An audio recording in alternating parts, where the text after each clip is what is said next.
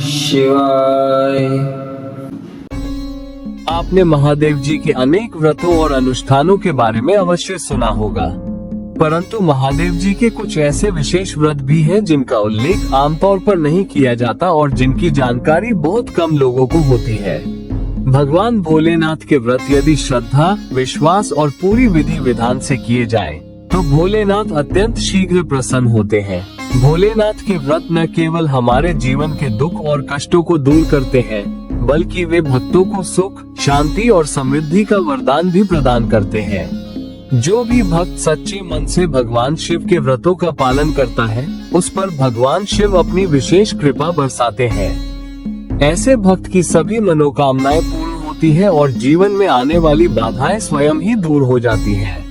इन व्रतों का पालन करने से शिव भक्त को भगवान शिव का आशीर्वाद प्राप्त होता है, जिससे आत्मबल, मानसिक शांति और आध्यात्मिक उन्नति होती है।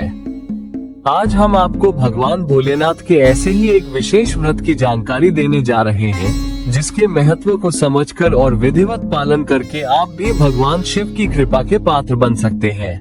यह व्रत केवल एक धार्मिक परंपरा ही नहीं, बल्कि भक्ति, समर्पण और विश्वास की अद्भुत साधना है।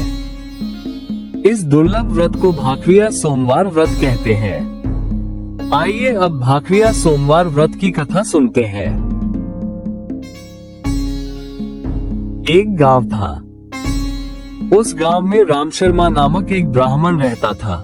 उसकी पत्नी का नाम मंगला गौरी था। राम शर्मा ब्राह्मण बहुत ही दयालु, विद्वान और परोपकारी था।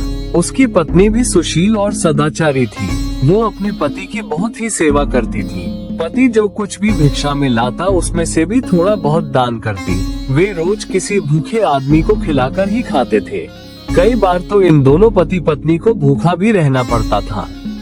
दोनों अपनी दरिद्रता से बहुत ही परेशान हो गए थे, परंतु क्या करते। एक दिन की बात है, उस दिन ब्राह्मण को कुछ भी भिक्षा नहीं मिली थी।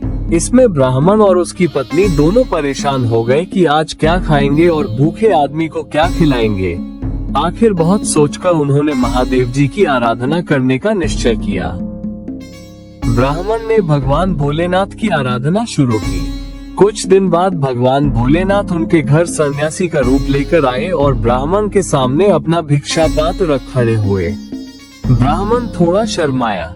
उसके पास देने लायक कुछ भी न था, भला क्या देता।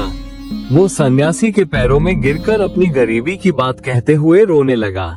अतः उस सन्यासी ने उसे आश्वासन देते हुए कहा, तुम परेशानियों से निराश मत हो। तुम्हारे दुख का कारण पिछले जन्मों के कर्म है। तुम विधि पूर्वक भाखरिया सोमवार का व्रत करो, जिससे तुम अपार लक्ष्मी के मालिक बनोगे।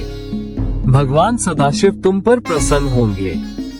पांडव जब दुखी अवस्था में गुप्तावास भुगत रहे थे, तब युधिष्ठिर ने यह व्रत किया था, जिसके फलस्वरूप उनकी युद्ध में विजय हुई थी और गई हुई समृद्धि वापस मिली थी।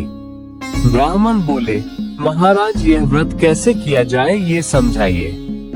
सन्यासी ने कहा, हे ब्राह्मण, यह व्रत सावन महीने के प्रथम सोमवार से शुरू किया जाता है और 3.5 महीने तक विधि पूर्वक यह व्रत किया जाता है।